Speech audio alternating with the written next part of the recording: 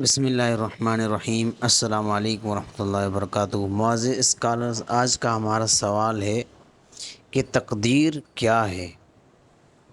تو اس سلسلے میں مختصر سا تشریح پڑھیں گے، کیونکہ یہ ایک بحث طویل ہے، مگر چونکہ ہم اسلامیات لیکچر کی تیاری کریں تو اس سلسلے میں اس کا جواب مختصر جامع معنی پڑھیں گے۔ سب سے پہلے تو یہ آپ سب کو سمجھنا ہوگا اسکالرز کے تقدیر کے لغوی اور اصطلاحی معنی کیا ہیں، اور پھر تقدیر کی کون سی اور کتنی اقسام ہیں۔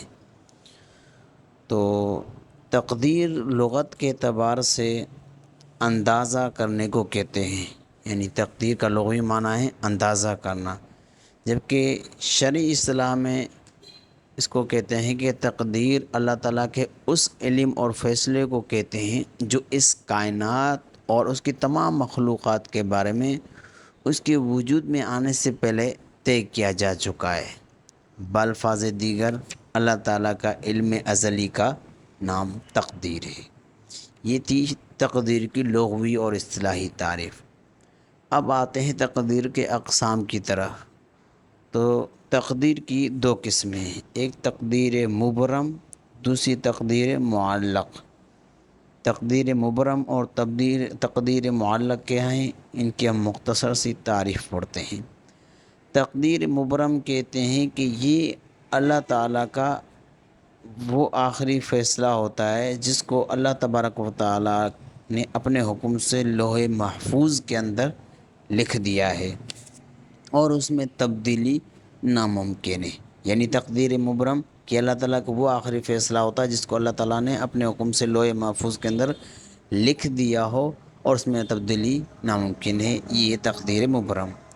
تقدیر معلق کیا ہے کہ اللہ تعالیٰ کی طرف سے یہ وعدہ ہو کہ اگر کوئی بندہ چاہے تو ہم اس کے نیک عمل اور دعا کی وجہ سے اس کی تقدیر بدل دیں گے، یہ تقدیر معلق ہے۔ تقدیر معلق یعنی اللہ تعالیٰ کی طرف سے یہ وعدہ ہے کہ اگر کوئی بندہ چاہے تو ہم اس کے نیک عمل اور دعا کی وجہ سے اس کی تقدیر بدل دیں گے، جیسا کہ سورۃ الرعد کے اندر اللہ تبارک و تعالیٰ نے خود فرمایا کہ یمحو اللہ ما یشاء ویثبت وعندہ ام الکتاب، کہ یہ سورۃ الرعد کی آیت نمبر 39 ہے کہ اللہ جس لکھے ہوئے کو چاہتا ہے مٹا دیتا ہے اور جسے چاہتا ہے ثبت فرما دیتا ہے، اور اسی کے پاس اصل کتاب یعنی لوح محفوظ ہے۔ اس آیت کے اندر ام الکتاب ہے تو اس کے لفظی معنی اصل کتاب کے ہیں، مراد اس سے وہ لوح محفوظ ہے جس میں کوئی تغیر و تبدل نہیں ہو سکتا۔ سیدنا عمر رضی اللہ عنہ کے زمانے میں شام میں طاعون کی وبا پھیلی، اور اس زمانے میں سیدنا عمر رضی اللہ عنہ بھی شام کے سفر پر تھے، تو سیدنا عمر رضی اللہ عنہ وبا زدہ علاقوں کی طرف نہیں بڑھے، بلکہ صحابہ کرام رضوان اللہ تعالی اجمعین سے مشورہ کرنے اور اس بارے میں احادیث مبارکہ کا مذاکرہ کرنے کے بعد جلدی ہی واپسی کا فیصلہ فرما لیا۔ تو سیدنا ابو عبیدہ رضی اللہ عنہ نے فرمایا اتفر من قدر اللہ، یعنی کہ آپ اللہ کی تقدیر سے بھاگتے ہیں؟ تو سیدنا عمر رضی اللہ عنہ نے اس کے جواب میں یوں ارشاد فرمایا افر من قضاء اللہ الی قدر اللہ، کہ میں اللہ کی قضا کی طرف بھاگ رہا ہوں اللہ کی قدر سے۔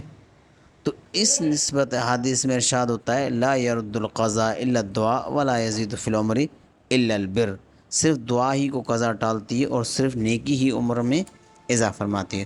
تو اس حدیث کی تشریح میں شارح نے لکھا ہے کہ اس حدیث میں وہ عمر مراد ہے جس کا تعلق تقدیر معلق سے، یعنی مثلا کسی کے تقدیر معلق میں لکھا ہے کہ اگر اس شخص نے حج یا عمرہ نہیں کیا تو اس کی عمر 40 سال ہوگی، اور اگر حج یا عمرہ کیا تو اس کی عمر 60 سال ہوگی۔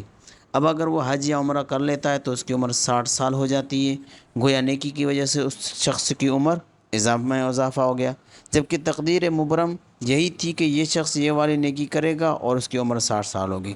اور اس کا دوسرا مطلب یہ بیان کیا گیا ہے کہ اس حدیث میں عمر بڑھنے سے عمر میں برکت ہونا اور زیادہ نیک ہونا، اعمال کرنے کی توفیق ملنا ہے، یعنی اس کی عمر کے اوقات ضائع نہیں ہوتے، اس لیے وہ تھوڑے سے عرصے میں اتنے سارے کام اور اعمال کر لیتا ہے جو دوسرے لوگ زیادہ وقت میں نہیں کر پاتے۔ تو اس تفصیل سے اس کا سوال کا جواب بھی معلوم ہو گیا کہ کیا دعا تقدیر بدل سکتی ہے؟ جی ہاں، دعا تقدیر معلق بدل سکتی ہے، نہ کہ تقدیر مبرم۔ خلاصہ یہ کہ جو امور بھی انسان بجا لاتا ہے یہ سب تقدیر الہی کے مطابق ہوتے ہیں، لیکن انسان جمادات اور پتھروں کے مانند چونکہ مجبور و بے بس نہیں ہے، اسی لیے کوشش اور اچھی تدبیر اختیار کرنے کے ہم مکلف ہیں۔ بہرحال انسان کب کس وقت کس جگہ کیا عمل کرے گا یہ سب کچھ اللہ تعالیٰ کے علم میں ہے، مگر انسان اس پر مجبور نہیں ہے اور وہ کوشش کا مکلف ہے۔